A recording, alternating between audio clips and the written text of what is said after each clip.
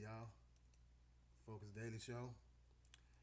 Okay, today we're going to wrap up this East Indian Company, present a little bit more information.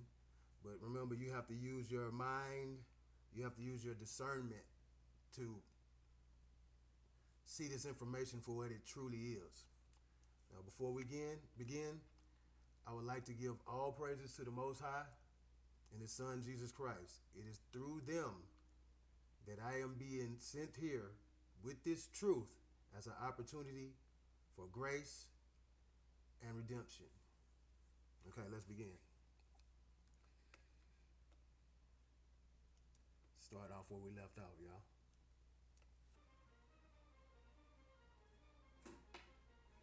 The Dutch East India Company was very, very valuable and very influential in its time, but it was not the most valuable company in history.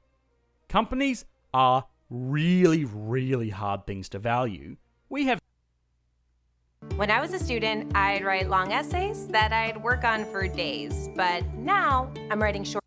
We have seen this in our video on the rise of trillion-dollar companies last week, but companies that have closed. Why doesn't every home in the US have solar panels?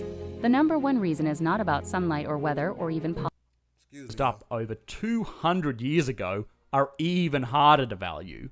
When we are talking about the value of the Dutch East India value, we have seen the East India Company was very, very valuable and very influential in its time, but it was not the most valuable company in history. Companies are really, really hard things to value. We have seen this in our video on the rise of trillion-dollar companies last week, but companies that have closed up over 200 years ago are even harder to value. When we are talking about the value of the Dutch East India Company, we will explore it at its peak. It operated through good times and bad times, but its peak, at least in terms of valuations, was around 1637.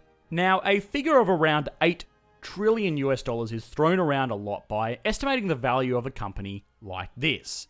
At its peak, the market capitalization of the Dutch East India Company was around 78 million Dutch guilders, and this is pretty reputable.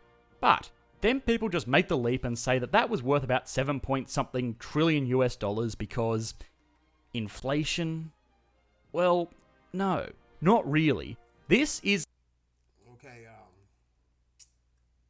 officially, the East Indian Company was the most successful traffickers and slave traders in the history of the world. An estimated $7.9 trillion worth. This company still exists today, but it goes by many different aliases. One which is included is the Virginia Company. And that's what I'm really trying to introduce, this Virginia Company, because through this Virginia Company, this confederacy began to form. The 13 colonies, specifically Virginia. All right, let's watch a little more.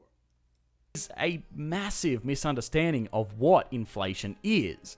But let's take this as the most basic type of valuation. And I do warn you, this involves maths. A Dutch guilder in 1637 was exchangeable for around 0.6 grams of gold. 78 million guilder would have been exchangeable for 46.8 million grams of gold, or 46,800 kilos, or let's say roughly 47 tons of gold. Technically, this is a bill. Now, today, gold is trading for around $51,600 per kilo. Interest. 47,000 kilos would cost around $2.4 billion. So, you know, it's still a lot of money, but it's only about 0.03% of that $7.4 trillion figure you got by just extrapolating inflation over 300 years. Now, in fairness, gold was far more scarce in the 17th century than it is today. The World Gold Council estimates that the total supply of mined gold in 2019 was around 190,000 metric tons. In the 1600s, it was estimated around 20,000 metric tons, which means that by adjusting the supply constraints, the company would have been worth around $22 billion, which again is very impressive, but still puny compared to the trillion-dollar figures that we have been led to believe. This misunderstanding comes from what most people misunderstand with inflation. Okay, through deceptive accounting practices, money has been hid. Technically, it could be worth 3 times the 7.9 trillion sticker value. But that's not of no importance right here at this moment. At this moment, we're just trying to present this truth to let the people know. So when judgment comes, it won't be any confusion as to what's occurring, as to who is the Lord God, the sovereign God, the God of Abraham, Isaac, and Jacob, and his son, Jesus Christ. We come to set the record straight. All right, a little bit more, y'all. Just a little bit more, y'all. Hang in there. Inflation is the rising price of goods. Now, this can occur because goods are getting more expensive, or most often it occurs because the supply of money is higher. Now, inflation actually tends to be a sign of a growing economy whose wealth is increasing. The United States, for example, actually targets a 1% to 2% inflation rate. If that's happening, that's a good thing.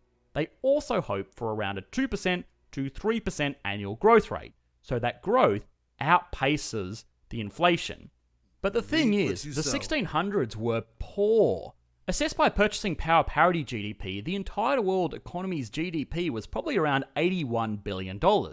There just wasn't as much technology to produce. Now, they mentioned a 1600 timeline date. We're not really concerned with the 1600. Our timeline really is focusing on the late 1700s to the early 1900s. However, in order to present this information with all fairness, those dates can be aligned with the East Indian Company's existence.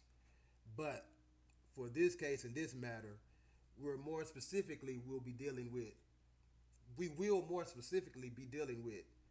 the Virginia Company aspect of the East Indian Company. Say that 3 times real fast. All right, let's roll on, people. As many things, and there wasn't as many people trading in an active economy. We have seen before on this channel that the average citizen of the United States today lives better than the kings of more than 200 years ago, and this is because we live in wealthier times. 200 years from now, I fully expect the people from the 21st century to look like paupers. Maybe the best way to demonstrate this is to look at the book value of the Dutch East India Company. Now again, this is something that we have explored earlier, that basically a book value is looking at the value of the company's assets minus its liabilities. At its peak, the company had around 40 warships, 150 merchant ships, plus around a dozen ports and 100,000 acres of plantations, as well as a large inventory of spices. So that Okay. You keep on hearing them mention the Dutch East Indian Company as opposed to the East Indian Company. Okay, the company was divided into 2 divisions. One division main concern was trade, which included trafficking and slavery, exporting the indigenous people of America to other countries and continents in the world. But another half was straight piracy, robbery at sea. It was strictly a military-based, I'm trying to think of this word, endeavor, as far as the Dutch East Indian Company go. So one wing of the company dealt with trade, and the other wing of the company dealt with defense and patrolling the seas. And I just want to point that out. All right, a little bit more, y'all, just a little bit. That last one is probably the easiest to get rid of. Today, spices are so easy to grow and harvest and ship anywhere in the world that they are practically worth nothing. Nutmeg used to be as valuable as gold. Today, it is used to make your eggnog a little bit more peppy. The value of the entire inventory supply of this company has been made worthless because the rising efficiency of the modern world has reduced prices of spices, which is actually deflation. The same is true for their ships. Sure. Okay. While the spice trade might not be as valuable as it once was, they simply just exchange products. And we're going to get a little bit more into their current product. But, like I say, you got to take this a little step at a time so we can see the picture as a whole. All right. Almost there. Sure, at the time, these ships were modern marvels, but they are rinky small wooden tubs that don't even have an engine in the modern world. A shipyard could easily produce this entire fleet for around $10 million and probably for their ships. Sure, at the time, these ships were efficiency of the modern world has reduced prices of spices, which is actually deflation. The same is true for their ships. Sure, at the time, these ships were modern marvels, but they are rinky small wooden tubs that don't even have an engine in the modern world. Ships. A shipyard could easily produce this entire fleet for around $10 million in probably half a year based on production price of materials and labour, and that's been extremely generous. The land and gold reserves of the company were noteworthy, and unlike manufactured or agricultural goods like ships and spice respectively, land and gold has actually appreciated in value over the years. But still, based on their portfolio at the height of their power, these would have been valued at around $30 billion, which again is been incredibly generous since most of their holdings were in Southeast Asia, in areas that aren't famous for their high property prices. Now, book value has its problems as well, but if you were to transplant the Dutch East India Company into the modern day, this effectively would be what it would be worth. $30 billion as an extremely generous figure. But perhaps this is unfair. Perhaps the valuation of $7 trillion was based on how influential the Dutch East India Company was in comparison to the whole world economy. And perhaps... Okay. There's plenty of information available on the East Indian Company for anyone seeking to research this information I'm presenting. But before we go, I have to state this one more time. This information is just the truth being revealed. Consider it revelation. And during revelation, it speaks about the return of the true king, the return of Jesus Christ. And that's what I'm here to do. Spread word of the coming of the Lord. So, with that being said, y'all focus daily. Y'all open up them Bibles, get in them books. Come back home, y'all. All right. Next show. See you.